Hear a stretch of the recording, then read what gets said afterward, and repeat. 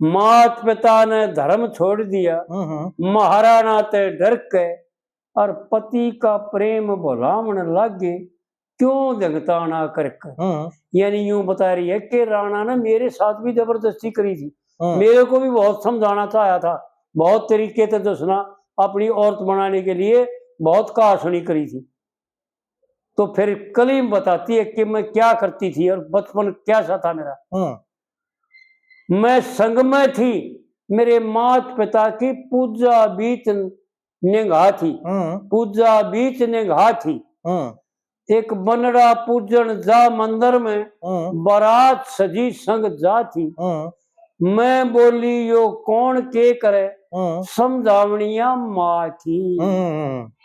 यानी बचपन में ही मीरा ये बताती है कि बहुत नादान उम्र में मैंने निश्चय कर लिया था, बहुत बालक उम्र में थी मैं, इतनी उम्र में थी कि न्यू भी नहीं बेरा था यो बारात से केस है, यो कौन से और यो किस जा से। मैंने माँ से प्रश्न किया था बारात देख करके, बनरा देख करके, तो मेरी माँ ने बताया था मैं संग में थी, मेरे माता पिता की पूजा बीच निगाह थी, और एक बनड़ा पूजन जा मंदिर में, बारात सजी संग जा थी। मैं बोली यो कौन के करे, समझावनिया माँ थी। माँ बोली यो बनरी ब्याह है, जिसने पति की चाह थी।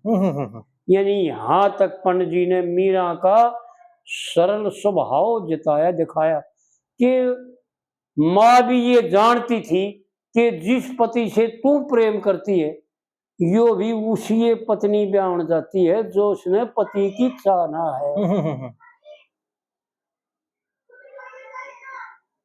फिर मैं बोली मेरा पति कौन, झट दिया हाथ लगा गिरधर के। यानी मेरी बहुत छोटी उम्र में ही मेरे माँ बाप ने मेरे को गिरधर की मूर्ति ही पति रूप में दे दी थी जी। और मैंने उसी में अपना पति भर धर्म का पालन किया, और जब यह ताकत हासिल की, और जब मेरे सामने राणा झुका, इस पर कली में तो मीराबाई ने अपना वृत्तांत, पंडित जी ने मीराबाई की जो असलियत थी उसका वर्णन करके दिखाया। बड़ी विलक्षण बात है, और हमारी बहन बेटियों तो को यूं दिखाया कि विचार करो, जब एक पत्थर की को पति मान करके और उसकी परम धर्म से पूजा करके और पतिव्रत धर्म का पालन करके इतनी ताकत हासिल कर ली, इतनी बलवान बन गई कि एक राजा ने फौज फर्द सहित, मीरा का बाप भी राजा था, यो मर्द का राजा था जी, यो भी कोई छोटी ना थी उसकी, लेकिन वो तगड़ा था भाई। उसने जब न्यू हुक्म दे दिया, ब्याह तो नाट गया था, ऐसा पंडित जी ने भी दर्शा रखा कथा में और लेख में भी आता है कि जब ये नाट गए, जब राणा ने यूं कोई बात तेरे किले ने तोड़ दूंगा, तेरे को लड़ाई में जो सुना हार के दौड़ा लूंगा, तान लूंगा दौड़ा, लेकिन राजी ब्याह दे। तो जब इन्होंने दसना डर कहाँ भरी थी, आड़ पंडित जी ने उसी का वर्णन कर रखा है। मात पिता ने धर्म छोड़ दिया, महाराणा तो डर के, नहीं तो नाट के थे पर डरता ना भर ली भाई जी। तो आड़ इस कली में पंडित जी ने वो ही वर्णन किया मीरा का कि मीरा क्या थी।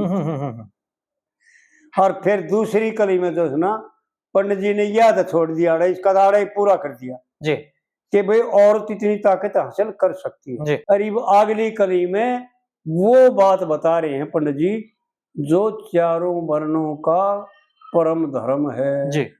बड़ी विलक्षण बात, मीराबाई का इस कली में कोई जिक्र भी नहीं है।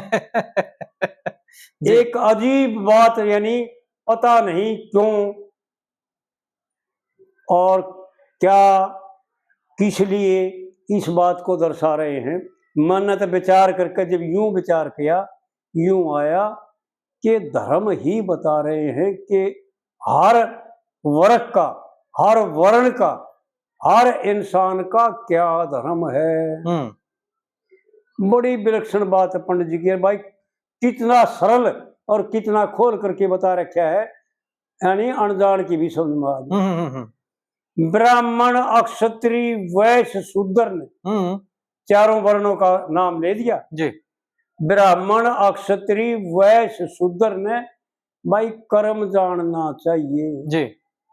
यानी ये विचार करो कि भाई पंडित जी ने तो आड़ कह के छोड़ दिया क्योंकि समय नहीं था खोल के बताओ उनका। अगर खोल के बताते तो यह अग्नि पूरी ना होती। अगर हम इस बात को खोल के बतावा तो चारों वर्णों के अगर खोल करके नरे नरे कर्म बतावा तो कई दिन लगेंगे। बिल्कुल बिल्कुल, एक कली के एक लाइन भी पूरी ना हो जी जी। लेकिन मुख्य तौर पर पंडित जी ने इशारा करके यूं बताया कि चारों वर्णों ने अपने अपने कर्म जानने चाहिए कि मेरा क्या कर्म है, क्यों ये कर्म क्या है ये भी जान ले भाई। बहुत भाइयों का यूं मुखालता है कि ये पिता का आदेश नहीं है, किसी और ने खाम खा लगा रखे, हमारे खाम खा चेप रहा है बमणाना। ईब जो इस पर विवाद उठा है ना, कई आदमी जो बुद्धिजीवी हो रहे हैं खाम खा के, हाँ, वो ये कह है कि ये ऐसा कहीं कुछ नहीं है, ये ब्राह्मणा के लिखे हुए लेख हैं, अपने आप को बड़ा बताने खातिर हर बोला ये न्यू चला रखे हैं। हाँ भाई सुनत भाई के लग गए वहां पे लपूछड़े लगा कोई अगड़ है कह देखिए। लेकिन ईब आज हम बताते हैं, चलो बहुत बढ़िया बात है। एक बात ये भी बतावा कि उनका दोष नहीं है तीनों वर्णों का, क्योंकि तीनों वर्णों की बताओ, तीन वर्ण की बताओ नहीं, ठीक है केवल। और ये है भी अश्रित, जिस देश के चालू कर दिया, हाँ। जिस देश के आचार्य गिर जाते हैं ना, हाँ। उस देश के सारे धर्म गिर जाते हैं, भ्रष्ट हो जाता है वो देश, और उस देश का पतन हो जाता है। ठीक बात। हमारे परंपरा से देख लो, अगर भाई वो ध्यान से देखें, गौर से देखें, हिस्ट्री देखें, ज्ञान के किताबें छोड़ दें, शास्त्रों छोड़ दे, राजाओं की हिस्ट्री देखें परंपरा से तीनों युगों की, एक एक राजा का 100 ब्राह्मण रहा करते थे जी। और उन ब्राह्मण वो एक का काम करा करते थे कि भाई नीति क्या है, नीति क्या कहती है, धर्म नीति क्या है, न्याय नीति क्या है, और कर्म नीति क्या है। एक एक राजा का 100 ब्राह्मण फ्री में पढ़ा करते थे, लेकिन वो ब्राह्मण थे जी। आज ये बता दे भाइयों को, और अपने उन भाइयों को धिक्कार देते हैं ब्राह्मण होकर के, जो इस पूरी गाड़ी का संचालक होकर के, इस गाड़ी को खींचने वाला, इसका बड़द होकर के, अगर सर ले जाने वाला होकर के, इस जगत का कल्याण करने वाला होकर के जिसने अपना कर्तव्य छोड़ दिया, फिर ओरा का के दोष है। सही बात है। यथार्थ बात तो यही है जो हमने जाना है, और जितना अनुभव कराया है, जितना किताबों के द्वारा और हिस्ट्री के द्वारा जितना देखा जाना है, भाई उतना ही बताते हैं कि सबसे पहले जिस देश के आचार्य खत्म हो जाते हैं, उस देश के फिर दोबारा दूसरी बार होंगे अक्षत्रिय खत्म, और तीसरी बार होगा वैश्य खत्म, और चौथी बार होगा फिर शूद्र खत्म। ऐसे जैसे बने हैं ना, यानी उत्पत्ति और श्रृंगार वैसे ही होता है, जैसे पैदा हुए थे वैसे ही लय भी होते हैं जी। इसमें कोई संदेह नहीं है। और ये विचार करके देखो कि पहले ब्राह्मण क्या होते थे। पहले के जितने ब्राह्मण सुने गए और जितने जाने आए लेख में आए हैं, उनमें यह खासियत पाई गई कि जो उन्होंने कह दिया उनकी दृष्टि से, यानी कपिल ऋषि की लेख आता है, एक दृष्टि मात्र से 60,000 राजा के लड़के, राजा के सिपाही जो सना भस्म हो गए जी। तो प्राचीन के जितने ब्राह्मण हुआ करते, वेद पाठी जो शास्त्र के मर्मज्ञ हुआ करते, उनकी जबान सत्य हुआ करती। और वो मांग करके कुछ नहीं लिया करते किसी से। मैंने यहाँ तक देखा, पढ़ा है और सुना भी है। और कुछ ब्राह्मण, 2 ब्राह्मण मेरे जीवन में, इस जीवन में 2 ब्राह्मण ऐसे आए भी हैं। एक तो भैया ने देखा होगा, जो सना रघुवीर पंडित जी। हाँ जी, दादा रघुवीर परावड़े जी। रोला साहब के वीडियो बना रखे उनके। विद्वान भी थे जी, और धर्मज्ञ भी थे। उन्होंने कभी किसी से जो सना मांग करके एक पैसा नहीं दिया। जिसने जो दे दिया, और हवन करया करते, वो धर्म यज्ञ हवन करया करते थे, लेकिन दक्षिणा में जिसने जो कुछ दे दिया वो ले लिया करते। किसी प्रकार से किसी से कोई लोभ नहीं करा। तो इस प्रकार से जो है ना, ब्राह्मणों में ये खासियत थी। इस जन्म में ब्राह्मण ही अपना कर्म छोड़े हुए। बिल्कुल। ब्राह्मण, अक्षत्री, वैश्य, शूद्र ने कर्म जानना चाहिए। हाँ जी। और कर्म ते न्यारी चाल चले ते भरम जानना चाहिए। दे भाई, पंडित जी ने तो अपनी तरफ से कुछ बाकी तो रखा नहीं, खोल के बताओ। बिल्कुल बिल्कुल।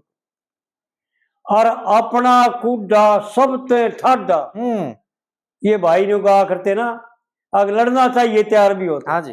अरे भले मानसो, आड़ देख के कह रखा मीरा भाई, अपना कूड़ा सब ते ठाडा जी, नरम मानना चाहिए। और लिखा वेद में आद्यम देन, वो धर्म जानना चाहिए।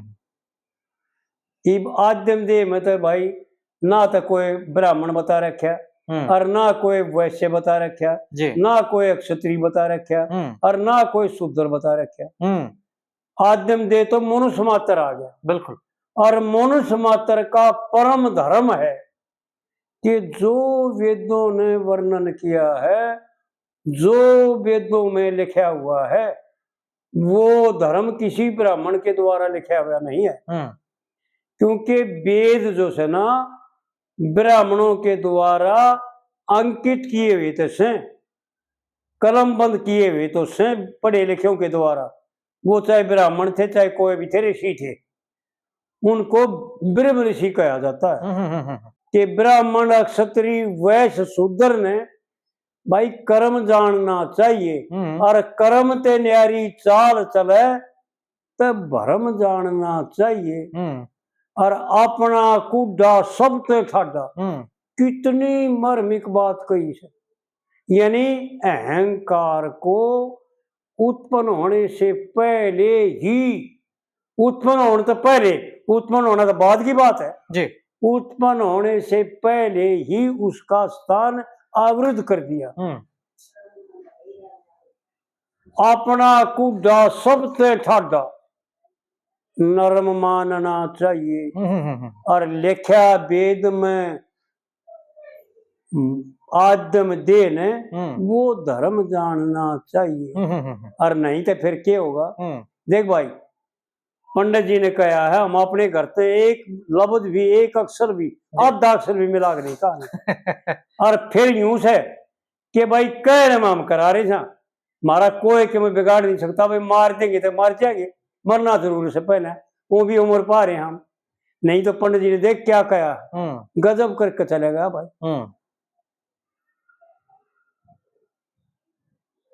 मनुष्य वो धर्म जानना चाहिए, नहीं तो फिर पाछे पछताओ कुलू में। क्या बात कही है। फिर पाछे पछताओ कुलू में, खुले मखेरे चुरके। भाई महाराणा पति का प्रेम भुलावन लगे, क्यों दिगताना करके। यानी अपने धर्म का त्याग करके ये सभी भाई मान ले, मनुष्य मात्र का और कोई भी पशु हो, कोई भी जीव है, कुत्ते से लेकर चंडाल से लेकर मनुष्य तक, सबका लिए है। या किसी एक वर्ण का, किसी एक जाति का जिक्र नहीं है। मनुष्य मात्र ने आद्यम देन, वो धर्म जानना चाहिए। और नहीं तक फिर पाछे पछताओ कुलू में, खुल मखेरे चरक भाई पति का प्रेम भुलावन लागे क्यों जगताना करके। और फिर भाई चौथी कली आ गई ना जी, या तीसरी कली थी ना? तीसरी आई है जी, तीसरी कली आ गई आई या दूसरी ये थी? तीसरी कली में एक बड़ी विलक्षण बात है, यानी फिर आगे पंडित जी के भाई कदे लोग भूल जा किसका किस्सा था, के कहाँ थे, कितना खड़े हुए, उस बात पे फिर आगे। तो तीसरी कली में कहते हैं इसे काम इसी कारत दुनिया के मां चोर और जार करें से, मैं झूठी तो महाराणा का क्यों एतबार करें से। और मात पिता मुझ बेटी के संग खोटी कार करे से। और फिर आगे उड़े देख भाई खाली नहीं छोड़ता, जो धर्म नहीं सती वीर के क्यों दो भरतार करें। यानी यो धर्म नहीं है, यो काजा नहीं कहता, शास्त्र नहीं कहता, किसी भी काल में ऐसा नहीं होया जो यो धर्म नहीं कि सती वीर के दो भरतार करें। जान नहीं के प्याऊ थी पति ने मैं दूध कटोरे भर के। क्या वो जानते नहीं थे? लोग देखे नहीं थे क्या? किसी ने पता नहीं था? यानी माध्यम ने छोड़ दे वो भाई। अगर माध्यम पर खड़ा रहा तो बस अक्षर अर्थ होगा, ठीक बात, ज्ञान नहीं आओगा, समझ में नहीं आओगी। माध्यम ने छोड़ करके आड़े यूं आ जाए, विचार करे कि सारे संसार ने बेरा नहीं था कि मीरा में कितनी ताकत थी, राणा की तो क्या हिम्मत थी, और देवर ने कितनी कष्ट करे, कितना जहर दिया, सर्प भेजा, लेकिन कुछ भी बाढ़ बाका नहीं कर सकी। तो आड़पन जी यूं दर्शा रहे हैं, यूं दिखा रहे हैं कि धर्म का पालन करने से क्या ताकत आती है जी। और ये दर्शा के जान नहीं के प्याऊ थी पति ने मैं दूध कटोरे भर के। और पति का प्रेम भुलावन लागे क्यों जगताना करके। यानी आड़पन जी ने स्पष्ट दिखा दिया कि भाई धर्म में कितनी ताकत है, इतनी ताकत है जितनी मीरा में थी। और फिर चौथी कली में पंडित जी ने बड़े विलक्षण ढंग से, यानी उपसंहार व गजब था पंडित जी का, कितने सरल तरीके से बताता है। नहीं तो भाई जब पूरा कहा ना तीसरी कली में, भाई दूसरी कली में फिर पाछे पछताओ कुलू में खुले मखेरे चरक के, उसका चारों तीनों कलिया का उपसंहार है जी। बड़ी विलक्षण बात है। बुरे कर्म का ठौर ठिकाना एक यमपुर का गोरा से। देख भाई पंडित जी ने के खोल के मैं रखा रखोगे। मैं बुरा मानू भाई, मैं यानी चोर की डाडी में तनका जी। उन लोगों के खुद समय पक्षपात है, वो नफरत से और द्वेष से भरे हुए हैं। यानी पाप कर्मों से उनका अंतःकरण ठसाठस भरा हुआ है, कोई जगह ही नहीं। दूसरी बात समावण की गालन की कोई जगह ही नहीं। आड़ पंडित जी ने कति खोल करके बता रखा है, हम अपने घर से नहीं कहते, जो पंडित जी ने कहा उसका वर्णन है। बुरे कर्म का ठौर ठिकाना भाई यमपुर का गोरास है।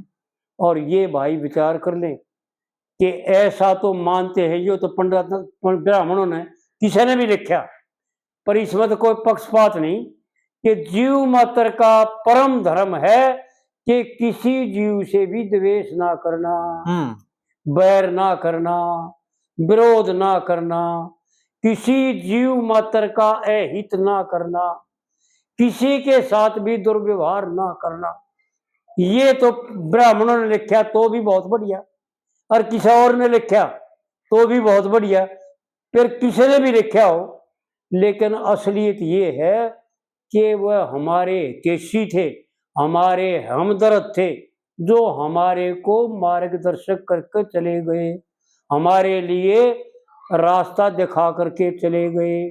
वो चाहे कोई भी थे, लेकिन हमारे दादा परदादा, हमारे बुजुर्ग थे, हमारे पुरजे थे, हमारे बुजुर्ग थे, हमारे अजीज मित्र थे, हमारे सूरदे थे, और वो चाहते थे कि हमारा कल्याण हो, इसलिए हमारे को मार्गदर्शक करके गए।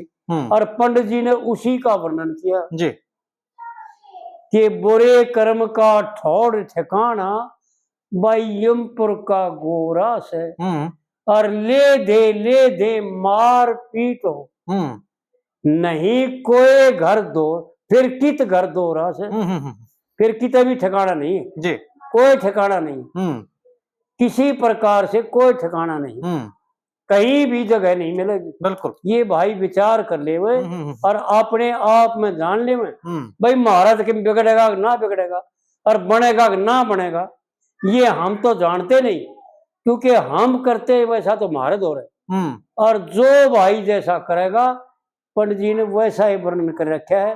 खोल कर सुन ले, इस कली ने बार बार सुन ले और अच्छी तरह से फिर याद कर ले। किताब में भी यूं लिख रखा है और इसको याद कर ले, कोई अपनी धोरी तो नहीं मिलाई, जैसा लिख रखा है वैसा ही पंडित जी ने वर्णन भी कर रखा है। ये सत्य है, पूरी कली सही लिख रखी, मैंने गौर से देखा। बुरे कर्म का ठौर ठिकाना यमपुर का गोरा से, और ले दे मार पीट हो, फिर कित घर दोरा से। महाराणा ने ठाडा बन के देखे हीणे का गरीब का धन चोरिया से, और पलटन फौज रसाले धन का स्वयं नशा हो रहा से। ऐसा ना जी, यानी देख कितने विलक्षण ढंग से, यानी उपसंहार जो है ना पूरी कविता का एक कली में कर दिया। जितना भी कहा कहन सुन कर है ना, उसका भाई असली जोड़ यो कि खोटे कर्म करेगा तो यमपुर का जाना हाजिर होना पड़ेगा, और पलटन फौज रसाले कितना भी धन हो, कितना भी विद्वान हो, कितना भी बलवान हो, कुछ भी हो, पंडित जी यूं बता रहे हैं कि इसका सेम नशा, यो कोई काम नहीं आओगा, यो कोई सहारा नहीं देगा, व्यर्थ में चला जाएगा, अकेले ही नहीं करना पड़ेगा, अकेले ही नहीं भुगतना पड़ेगा, जो कर्म करेगा उसका कोई दूसरा बटावनिया नहीं। बड़ी विलक्षण बात है। यमपुर का गोरा से, और भाई ले दे मार पीट हो, नहीं कोई घर दोरा से, महाराणा ने ठाडा बन के गरीब का धन चोरिया से, और पलटन फौज रसाले धन का देखे स्वयं नशा हो रहा है। भाई क्या बात है। कहे लक्ष्मी चंद मेरे वचन का होगा फैसला हर के, भजन नहीं है जी, गलत तो नहीं बताया ना? ठीक है जी, यानी जो मैं कह रहा हूं और औरों के लिए भी और अपने लिए भी, कि जो मैं बक रहा हूं इसका फैसला परमात्मा को होगा, तब नहीं बेरा लाग जाएगा और मन नहीं भी बेरा लाग जाएगा कि मैं क्या था और तुम क्या हो। बड़ी विलक्षण बातें हैं पंडित जी की यार।